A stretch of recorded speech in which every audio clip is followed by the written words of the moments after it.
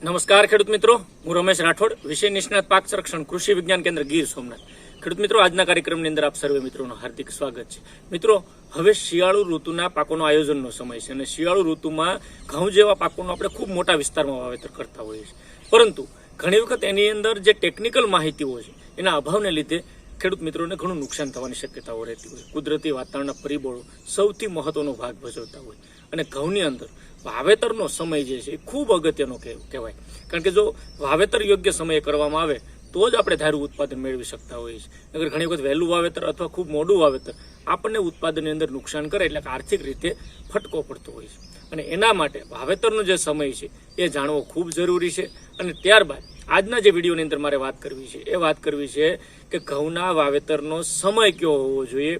તો મિત્રો, ખાસ કરીને વિડીયો શરૂ કર્યો એટલે આપ સર્વે મિત્રોને ખાસ વિનંતી કે આપ આ ચેનલની અંદર નવા હો, હજી સુધી આપે આ ચેનલ સબસ્ક્રાઇબ ન કરી હોય તો પહેલાં ચેનલને સબસ્ક્રાઇબ કરી લો, ઘંટડીના બટન ઉપર ક્લિક કરી જો, એટલે તમામ પ્રકારના વિડીયોના નોટિફિકેશન તમને મળે. ઘણા બધા મિત્રોની મને ફરિયાદ આવતી હોય કે સાહેબ ઘઉંમાં કઈ જાત વાવવી, ક્યારે વાવેતર કરવું, કારણ કે એને વિડીયો મળ્યો નથી. એ જોવે છે પણ એને ચેનલ સબસ્ક્રાઇબ નથી કરી. આ ઘંટડીના બટન ઉપર ક્લિક કરીને ઓલ નોટિફિકેશન કરી દેશો ને, એટલે તમને તરત નોટિફિકેશન જ્યારે પણ વિડીયો અહીંથી અપલોડ કરવામાં આવે એટલે મળી જાય અને તમને પૂરેપૂરો વિડીયો જોઈને એનો ટેકનિકલ માહિતી સમજવાનો પણ ખ્યાલ આવી જાય.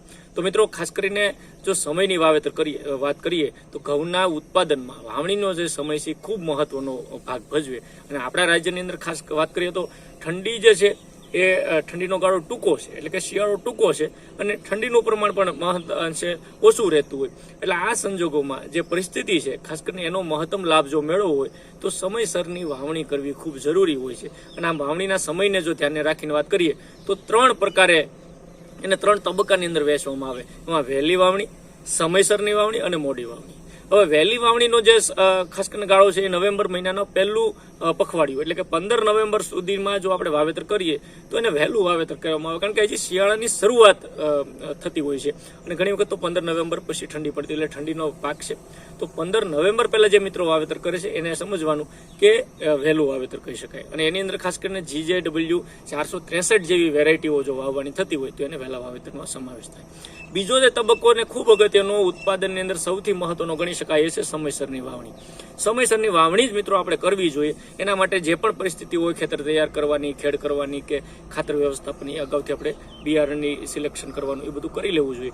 અને એના માટે સમયસરની જે વાવણી છે એ નવેમ્બરનો મધ્ય ભાગ, એ ખાસ કરીને 15 નવેમ્બરથી લઈને 25 નવેમ્બર એને આપણે સમયસરની વાવણી કહી શકીએ. અને આ સમયસરની વાવણી કરીએ તો ખાસ કરીને શિયાળાનો મહત્તમ લાભ ઉઠાવી શકે, મહત્તમ ઘઉંનું ઉત્પાદન મેળવી શકે.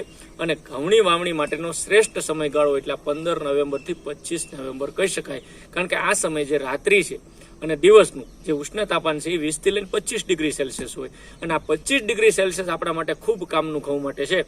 એટલે ઘઉંનું વાવેતર આ સમયગાળા દરમિયાન એટલા માટે આપણે ભલામણ 15 થી 25 નવેમ્બરની કરીએ છીએ. અને ખાસ કરીને ઘઉંનો જે આ સમયમાં જો વાવેતર કરીએ તો છોડનો જે ઉગાવા છે એના માટે અનુકૂળ વાતાવરણ કહી શકાય. ખાસ કરીને 20 થી 25 ડિગ્રી સેલ્સિયસ તાપમાન છે એ ઉગાવામાં સારો ભાગ ભજવતું હોય. અને ખાસ કરીને આ સમયે વાવેતર કરવાથી ફૂટ સારી થાય, દાણાનો ભરાવદાર થાય અને ખાસ કરીને ઉષ્ણતામાન છે, તાપમાન એ નીચું રહેતું હોવાથી પાકની વૃદ્ધિ સારી થાય અને આપણે મહત્તમ ઉત્પાદન લઈ શકીએ. એટલે મિત્રો ખાસ યાદ રાખજો, સમયસરની વાવણી 15 થી 25 નવેમ્બરમાં કરવી જોઈએ. એના માટે મોટાભાગની જે જાતો છે, ખાસ કરીને GW 451, GW 322, GW ખાસ કરીને 273, GW 366, GW 496, GW 451, આ બધી જાતો અને ખાસ કરીને 513 આવી બધી જ જાતો આની અંદર ભલામણ કરી છે. એટલે સમયસરનું વાવેતર કરવાનું ધ્યાન રાખવું જોઈએ. બીજું છે મોડી વાવણી. જે મિત્રોને ઘણી વખત જમીન તૈયાર ન હોય, ચોમાસું પાકોનું લેટ થયું હોય તો એ મોડી વાવણી જ્યારે કરતા હોય અથવા એના માટે જે 25 નવેમ્બરથી લઈને 10 ડિસેમ્બર, મોડામાં મોડું 10 ડિસેમ્બર સુધી વાવેતર મિત્રો ઘઉંનું કરવું જોઈએ. એટલે 25 નવેમ્બરથી 10 ડિસેમ્બરનો સમયગાળો છે મોડી વાવણી માટે ભલામણ કરીએ છીએ. અને આ સમય દરમિયાન જે મિત્રો વાવેતર કરે એને મોડી વાવણી કહી શકાય. વાવણી મોડી કરવાથી ઘણી વખત ફૂટની સંખ્યા અને જે ઊંબીમાં દાણા બેસી એની સંખ્યામાં ઘટાડો થવાની શક્યતાઓ મિત્રો રહેલી છે. અને દાણા જ્યારે ભરાવાનો સમય આવતો હોય, જ્યારે તાપમાન છે એ ખાસ કરીને ઊંચું તાપમાન વહી જતું હોય, એટલે દાણા પૂરેપૂરા પોષાતા નથી, ખાલી રહે છે. ડુંડીમાં દાણા ખાલી રહેતા હોય, આ બધા જે અથવા ચીમડાઈ ગયેલા રહે એ પ્રશ્નો ઘણી વખત મિત્રો આવતા હોય. એટલે મોડા વાવેતરનો આ એક ગેરફાયદો પણ થતો હોય. અને ખાસ કરીને એના પરિણામે જે મોડી વાવણીમાં સમયસરની વાવણી કરતા ઉત્પાદન લગભગ 18% જેટલું ઘટે. આ વૈજ્ઞાનિક તથ્યો સાથેની માહિતી છે, એટલે મોડું વાવેતરમાં ઉત્પાદન ઘટવાની શક્યતા પૂરેપૂરી છે. એટલા માટે સમયસરનું જે વાવેતર છે એ કરવું જોઈએ અને સમયસરનું વાવેતર માટે જે ભલામણ કરેલી જાતો વાવી અને આપણે ખૂબ સારું ઉત્પાદન પણ મિત્રો લઈ શકીએ. એટલે આમ ગણીએ તો ઓક્ટોબર 25 થી લઈ અને 10 ડિસેમ્બર સુધીમાં ઘઉંનું વાવેતર મિત્રો ગુજરાતના અલગ અલગ ભાગોની અંદર આપણે કરી શકતા હોઈએ.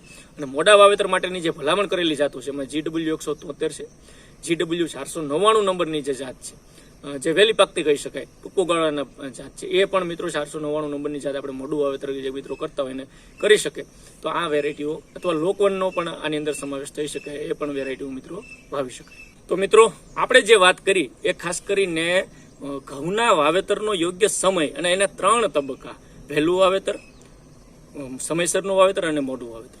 એટલે આમ આખો જે પીરિયડ છે કહી શકાય કે 25 ઓક્ટોબર પછી ઘઉંનું વાવેતર ઘણા વિસ્તારોમાં શરૂ થઈ જાય, 10 ડિસેમ્બર સુધી એટલે કે 10-15 ડિસેમ્બર સુધી આપણે વાવેતર કરતા હોય.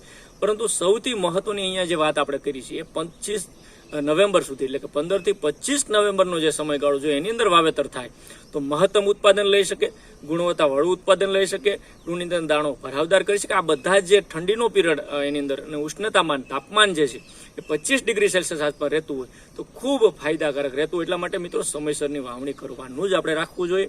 અને આ વિડીયોની અંદર તમને સમજાવવાની એટલા માટે મેં કોશિશ કરી આ વૈજ્ઞાનિક તારણો સાથે, વૈજ્ઞાનિક આપણી ભલામણો સાથે કોઈ પણ વાત કે જેમ તેમ કરતું હોય અથવા જે પણ ભલામણો સિવાયની વાતો થતી હોય એના કરતાં થોડીક ટેકનિકલ માહિતીઓ સમજી આપણા ખાસ કરીને સંશોધન કેન્દ્રોની જે પણ ભલામણો છે એના અનુસરીને જો ઘઉંનું વાવેતર કરીએ તો સારું ઉત્પાદન લઈ શકે, ગુણવત્તાવાળું ઉત્પાદન લઈ શકે અને આર્થિક રીતે પણ એમાં ફાયદો ઉઠાવી શકે.